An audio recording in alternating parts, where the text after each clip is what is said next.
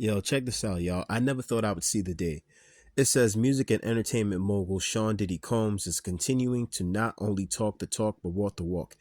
In a historic move that will likely ignite astronomical change in the music industry, the founder of Bad Boy Records has decided to reassign the label's publishing rights to the artists and songwriters who helped make the company the powerhouse it is today.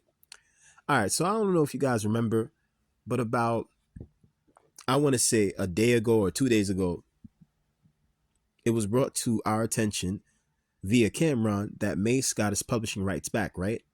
Now, originally I thought, okay, maybe Mace paid money for his publishing rights. This is what I thought.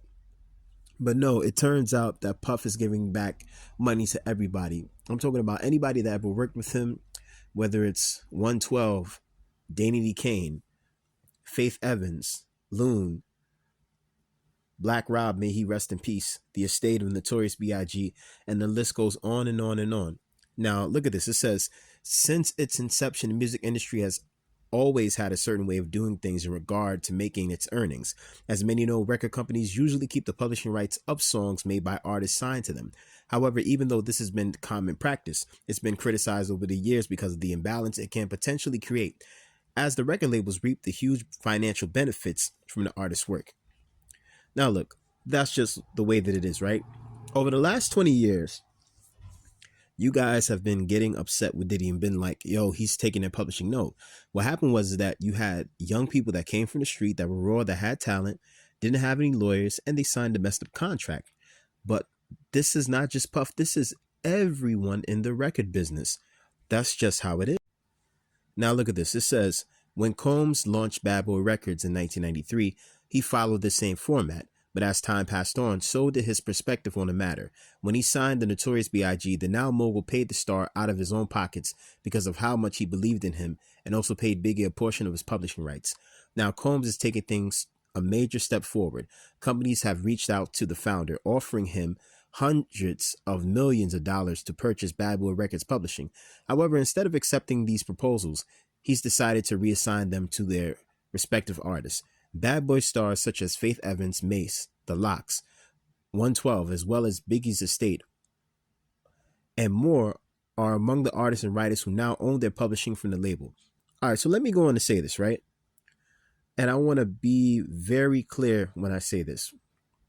I believe that the reason why Puff is giving everybody back their publishing rights is because now the publishing really isn't worth it. And I say that because since you have streaming, the numbers are not coming in. It's not enough to get paid. And a lot of these streaming sites that do music, the artists do not get paid well.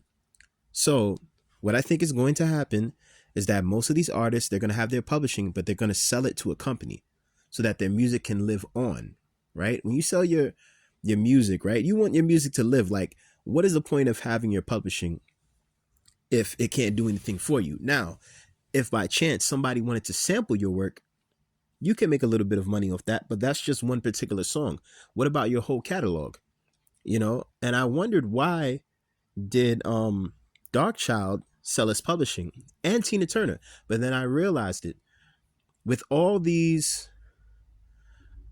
streaming sites, you don't get a chance to make really good money. A lot of people are not going to tell you that, but the game has changed. There's no longer selling physical copies of CDs and vinyl and 12 inches and cassette tapes. All of that is done. This is the last part. It says, Combs hopes that his unprecedented move will inspire the music industry to follow suit as he continues to be disruptive and change the status quo. He wants to see more creators flourish and profit as much as possible from their work, hopefully sparking a new way the biz compensates future ones. Combs sees this as a part of a larger conversation to further economic empowerment for Black artists and culture. Only time will tell if this move does just that. But for now, in a business such as music that has historically been about making profits off the backs of creators, Combs' wish is to instead reward the culture and develop a new legacy for Black artists to be paid and recognized for making the music we all love.